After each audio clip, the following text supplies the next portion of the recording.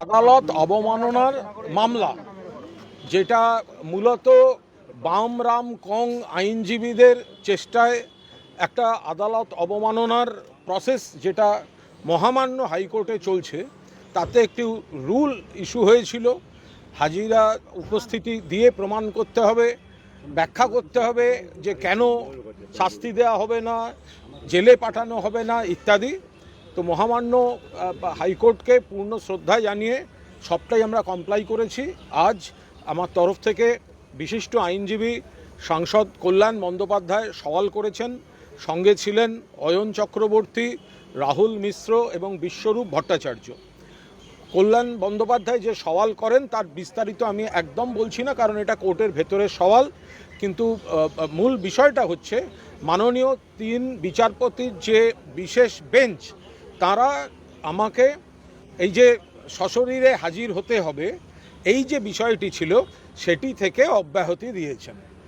অর্থাৎ যেদিন দরকার পড়বে কোর্ট বললে আমার আসতে হতে পারে, কিন্তু এই রুল জারি করে যেটা আমাকে কোর্টে অমুক দিন অমুক সময় আসতে হবে থাকতে হবে, তার থেকে মহামান্য কোর্ট সওয়ালের পর অব্যাহতি দিয়েছেন। আমার তরফের সওয়াল এখনও শেষ হয়নি। কেন আদালত অবমাননা আমি করিনি বা এই অভিযোগ কেন প্রযোজ্য নয় আমার ক্ষেত্রে, সেই সওয়াল চলছে। দীর্ঘ সওয়ালের পর কল্যাণ বন্দ্যোপাধ্যায় জানিয়েছেন তার আরও সময় লাগবে, সেজন্য আগামী সোমবার বেলা 12টায় মাননীয় বেঞ্চ আবার পরবর্তী শুনানির দিন স্থির করেছেন। Thank you. আচ্ছা, আজকে তো কালিয়াগঞ্জে ইতিমধ্যে তৃণমূল জিতে গেছে, কিন্তু বিরোধী দলনেতা দাবি করছেন যে তাদের যে বিজেপির মডেল সেটা সফল হয়েছে, কারণ 109টি হিন্দু প্রধান বুথে অন্তত 70% হিন্দু ভোট করেছে। দেখুন, ভোট পড়া আর সেই ভোটটা তো যাচ্ছে তৃণমূলে।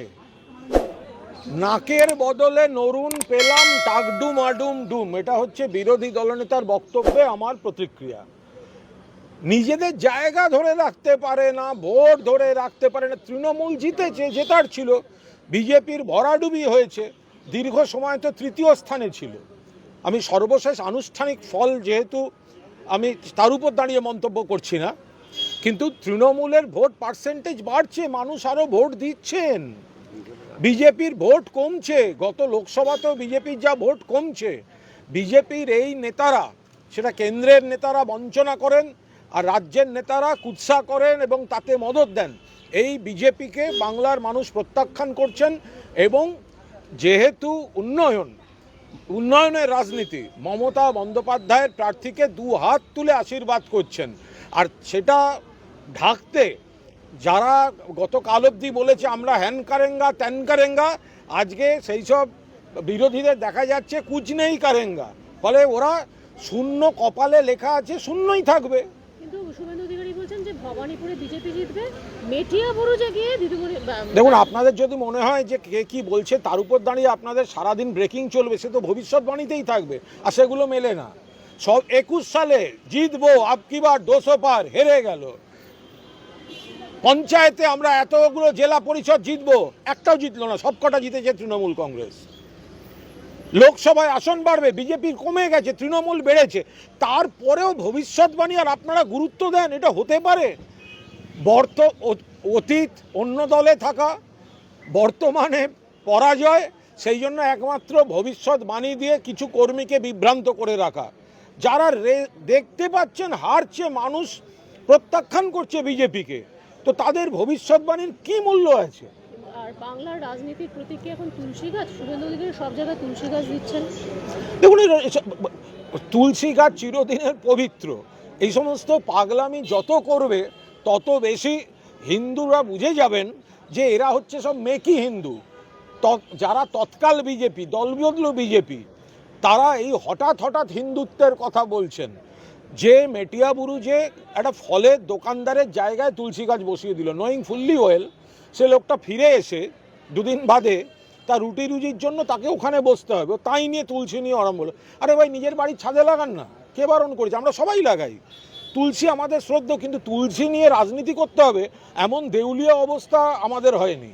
ফলে তুলসী নিয়ে একটা দেউলিয়া রাজনীতি করছেন, লোকে হাসছে।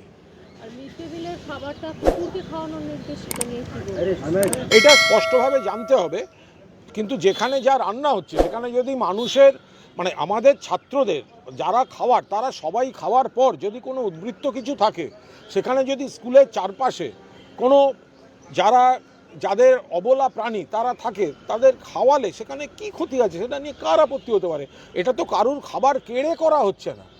তো যদি কেউ কোনো ভাবনা থেকে আলোচনা করে থাকেন, আমি বিস্তারিত জানি না, খবর নিতে হবে, কিন্তু কেউ কোনো স্কুল যদি তাদের বাচ্চাদের সব খাইয়ে তাদের কর্মসূচি ঠিকঠাক করে বাড়তি খাবার থেকে এলাকার পথকুকুর বা মানে অবলা প্রাণী যারা আছে তাদের যদি খাওয়ায়, সেটা নিয়ে কার কি অসুবিধা থাকতে পারে? তো মানবিক কাজ। আচ্ছা, আমি একটা আলাদা করে নিচ্ছি, আর কারোর আপনারা দেখছেন 24 ঘন্টা ইন্ডিয়া টিভি, সর্বদা সবার পাশে সবার মাঝে। আজ এ পর্যন্ত। সঙ্গে রাখুন 24 ঘন্টা ইন্ডিয়া টিভি। দেখতে থাকুন সব জেলার সব খবর সবার আগে 24 ঘন্টা ইন্ডিয়া টিভির পর্দায়। নমস্কার।